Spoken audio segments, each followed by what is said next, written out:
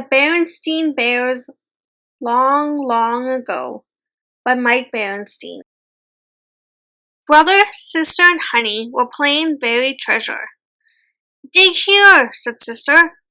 We'll soon be rich beyond our wildest dreams. They dug away. Clink went the shovel.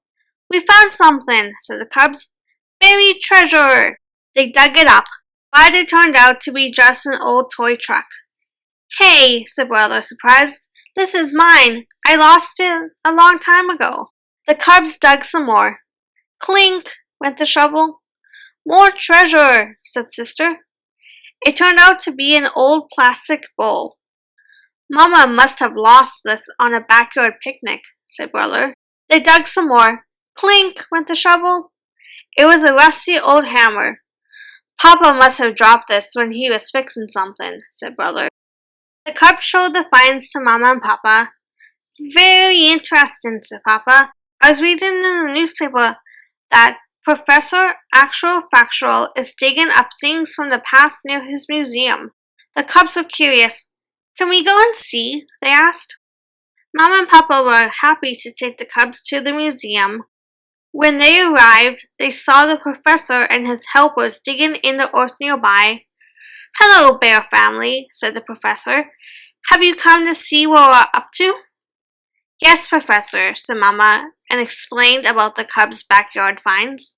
We're doing pretty much the same thing here, said the professor, but we're digging deeper and finding things that are a bit older. We have a display in the museum to show what life was like in bear country when the things we're finding here were brand new. Come along and I'll show you. The museum was full of interesting things. There were dinosaur fossils, antique cars, native bear totem poles, precious gems and minerals, and cases of brightly colored butterflies. They soon came to the Hall of History. This display shows what life was like in bear country about 100 years ago. There are statues of bears in an old-fashioned room. They wore funny old clothes. They sat on funny old furniture. There were old-fashioned phones, record players, and lamps. Wouldn't it be fun if we could go back in time and really visit the past? Said sister. Said the professor. I have something that just may interest you. Follow me. Puzzled, the bear family followed along. The professor led them up a spiral staircase to his lab at the top of the museum tower. There he showed them a strange-looking machine. What is it? Asked Papa. It's my anytime, any-year machine, he said. With it, I can travel through time. We can use it to learn about the past. That's amazing, said sister. Yes, isn't it? Agreed the professor. Now come along, all aboard. Is it safe? Asked Mama. Perfectly, said the professor. Hold tight. He pulled a lever. The room whirled and swirled. They felt dizzy. When the whirling stopped, they were on the banks of a broad brown river. Welcome to ancient Egypt, said the professor. We are on the banks of the river Nile in the northeast of Africa. Here the Egyptians made great buildings and statues of stone. The biggest of them all were the pyramids, the tombs of the pharaohs who were kings of Egypt. When they died, their bodies were wrapped in cloth and placed inside the pyramids. The cloth-wrapped bodies were called mummies. Creepy, said Papa. The professor pulled the lever again. They found themselves on the deck of a sailing ship. To the north of Egypt, across the sea, said the professor, lay the land of ancient Greece. The Greeks were great sailors. The ships, called galleys, were powered by oars as well as sails. Eyes were painted on the ship's front. Maybe they thought that would help the ship see its way through fog and darkness. The next hop through time took them to a crowded stadium.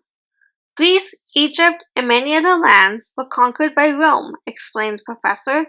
This city in Italy became the center of a great empire. The Romans were famous soldiers. They loved fighting so much that they made a game out of it. Gladiators were forced to fight to the death before cheering crowds in the Colosseum. The Roman Empire lasted a long time, the professor continued, but it was finally destroyed by the barbarians, royal troops from the north. This terrible time had been called the Dark Ages. Europe was broken up into many small countries, said the professor. These little kingdoms fought amongst themselves. Rulers lived in strong castles. Knights in armor rode forth to battle. It was a time of almost constant warfare. The Middle Ages. After many years, the learning of ancient times was rediscovered, said the professor. This time of change was called the Renaissance, a rebirth. The biggest change was in art.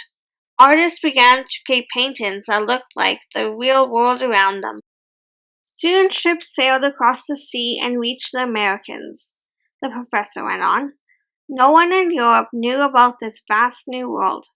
Before long, settlers arrived. Among them were the Pilgrims from England. They met the native tribes who lived there and needed their help to hunt wild turkey and plant corn. After the first harvest, the natives joined the Pilgrims in the feast, the very first Thanksgiving. But the settlers of America grew unhappy with England's rule. They decided to break away and start a new country, the United States of America. A war began between the two sides. George Washington was the leader of the American army. He fought against the English soldiers. When the war was won, Washington became the new country's first president. While the bears watched, the English fired their guns and bullets went over their heads. "We better get out of here," said Papa. The professor pulled the lever on the time machine, and with a whirl and a swirl, they were back in their own time. "Well," said the professor, "you've learned about the past, from ancient times to the birth of your own country, the USA. Does this give you any ideas about digging up things from the past?" "It sure does," cried the cubs. "We're going to dig up a whole backyard. Thanks for showing us what it was like to live long, long ago."